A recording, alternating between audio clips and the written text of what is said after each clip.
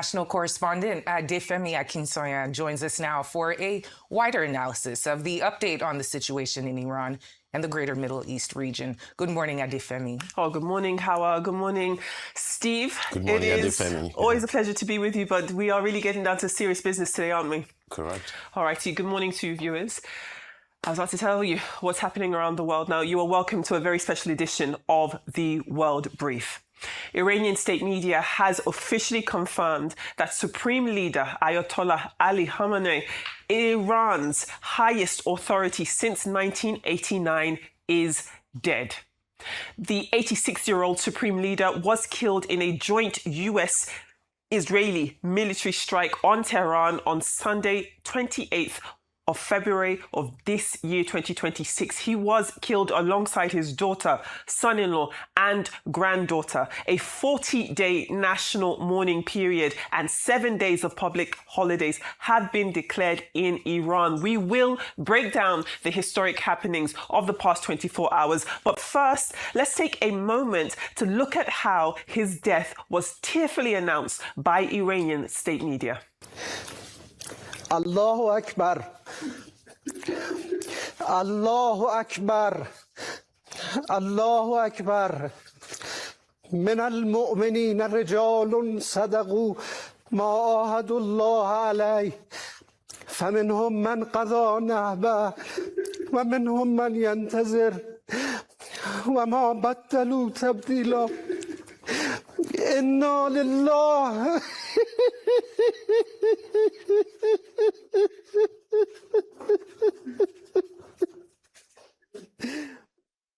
Well, those emotional words were in Farsi, but the tears and the pain heard can be understood despite any language barrier. But in English, another Iranian state broadcaster had these extremely stern words of warning for the US President Donald Trump and his allies. Let's take a listen to that. This is not over. Trump is going to pay a price paid by no American president at all time, paid by no Zionist of all time, paid by no criminal of all time. Trump is going to see, because revenge is coming, and revenge is coming soon, and revenge is coming after Trump, after everybody who facilitated this assassination. He will pay the ultimate price. So very, very stern words there. Now, US President Trump himself did call on Iranian security forces to lay down their weapons and invited Iranians to topple their government once the bombing ended. Now, Iran, for its part, has called the strikes unprovoked and illegal and has retaliated. It's launched missiles towards Israel and also towards Gulf states hosting US assets, including Qatar, Kuwait, the United Arab Emirates, Bahrain, with several governments saying that they had intercepted incoming missiles. Jordan also reported interceptions. Now, this explosion you're seeing on your screen was seen in the Qatari capital of Doha.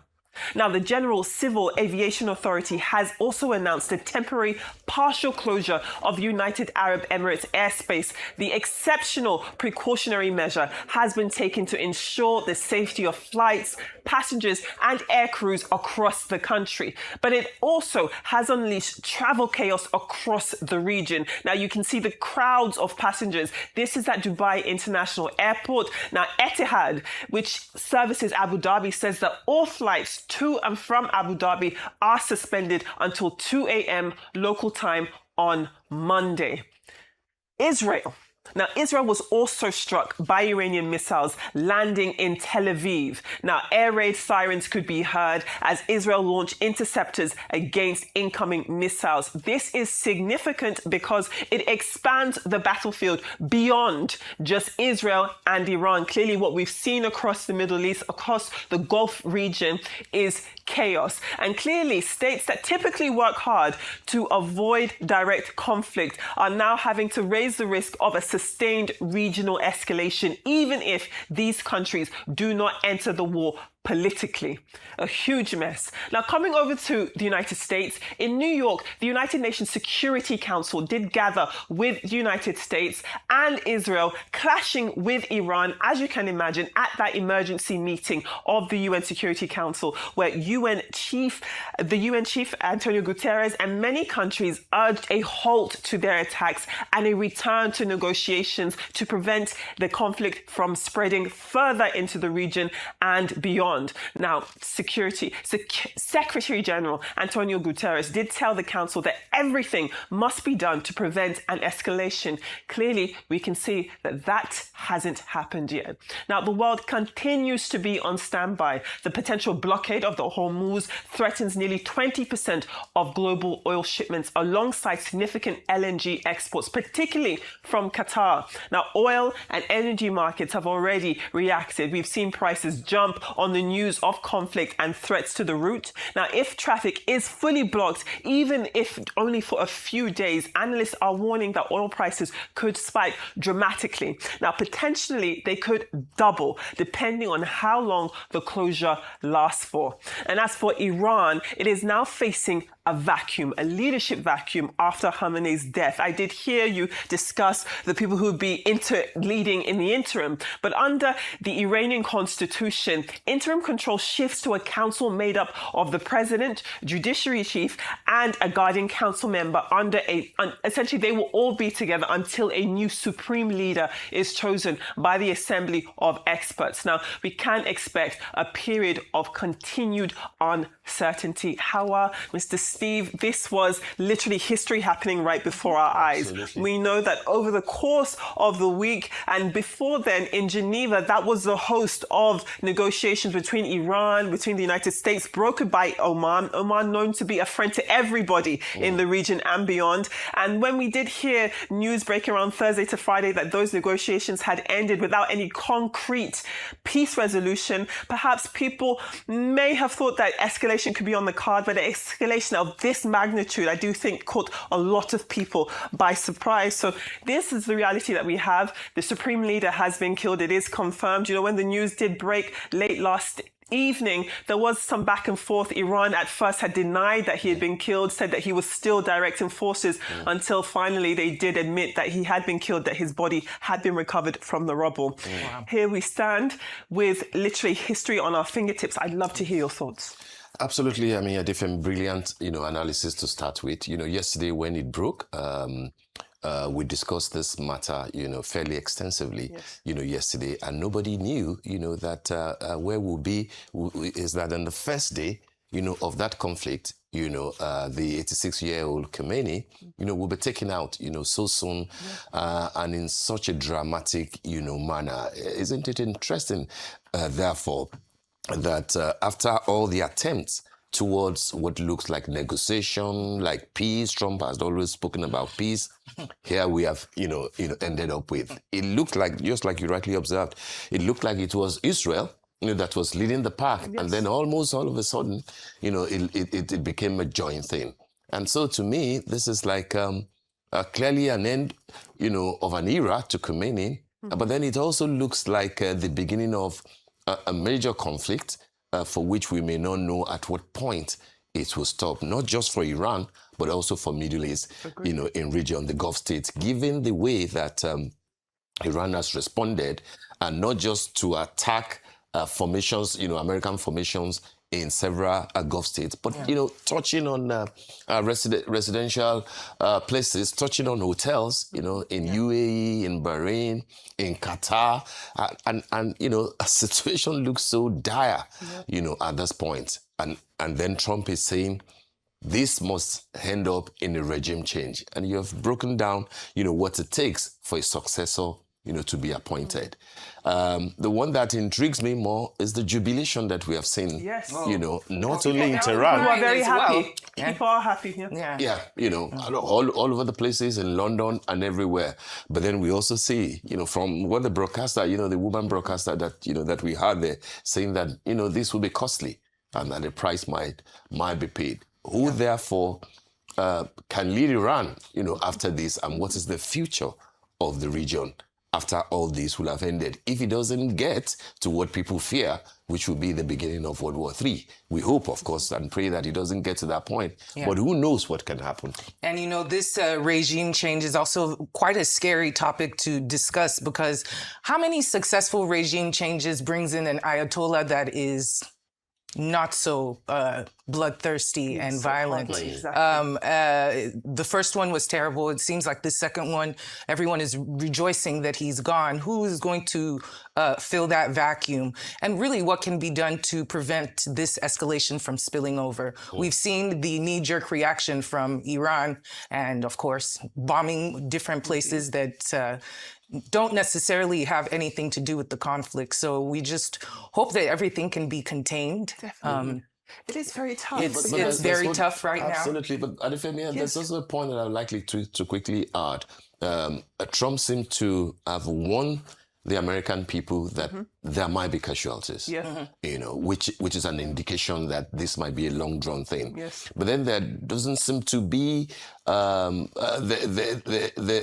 no congressional approval, so to speak. Right. They're very upset about that. As to going into this sort of a war. Do you think that there will be another battle that Trump will have to face back home while the war is raging? This is the thing. It is likely that there are going to be political consequences for Donald Trump. And it is tough because he clearly has shown that his own definition of presidency is supreme power above everybody else. Do it first and then deal with the consequences later. So this is just another example of that. What is very interesting is that when we're looking at US President Donald Trump and his foreign policy, it almost feels as though he's talking out of both sides of his mouth. On the one hand, he talks about how he is putting out all of these geopolitical fires. He's pushing for peace. He's ending wars. And then on the other hand, you see him going into other countries, taking a president, taking them into the United States, putting them on trial. That was Maduro. Maduro in Venezuela. Let's not forget what he did here in Nigeria. Absolutely. Christmas Day, dropping bombings. Even though the narrative is that this was in connection with the Nigerian government, we are seeing that America was invited and is now speaking glowingly about our first lady. Absolutely. But America surely were not invited into Iran. Surely not. So what we're seeing here is it is very difficult to really be able to predict what happens next when it comes to US focus, their own foreign policy. It is very difficult because now we're looking ahead at, what happens next. When we heard Donald Trump speak to the people of Iran, he said that essentially this is the time for your own jubilation. It is time now for you to take your future in your hands. Finally, you have a US president who is going to give you what you need. But we don't really see the steps on how that's going to happen. When it comes to violence, we always know that violence begets more violence. When someone loses someone, you will feel that there is always going to be an intention for those deaths to be avenged. So we don't know what the real repercussions are going to be. From a geopolitical standpoint, I think before it was confirmed that the supreme leader had been killed, perhaps what we were seeing were examples of controlled escalation. Yes, they had been negotiating with words and it didn't really happen. Nothing really happened. And then you had Israel and the United States drop some bombs. There were casualties, and that is significant. We cannot minimize that, but perhaps we just thought that this is just, again, the United States and Israel flexing their muscles, saying that if you guys don't want to come to the negotiation table, this is what we can do. But then Iran responded, targeting all of the US infrastructure that they have across the Gulf region. Again, someone could argue this is controlled escalation. But when we do have the confirmation that the supreme leader was killed, then you understand that Israel's actions are emotional. They are furious with what has happened with the United States. And that type of anger doesn't go away with negotiations. It's going to be very, very tough to see a peaceful way out. We see the footage of the UN Security Council. The representative of Iran was not happy. You've got the fact that these are men. The UN is so powerless in all of this, isn't it? This is it. This is it.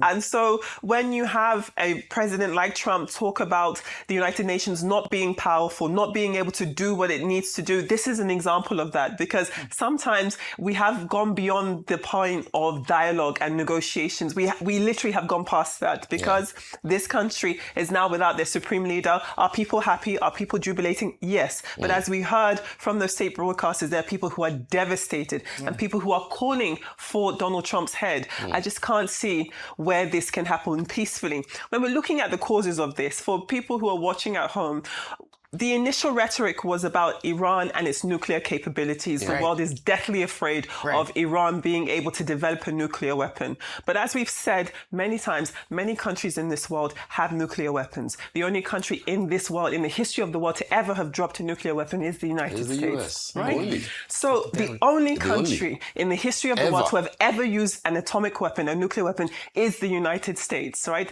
Last year, they dropped bombs on different sites in Iran and said that they had completely obliterated their nuclear capability. And still, it is the nuclear capability that is the justification for this escalation. There is already an existing JCPOA, which really was the agreement that kept everybody calm.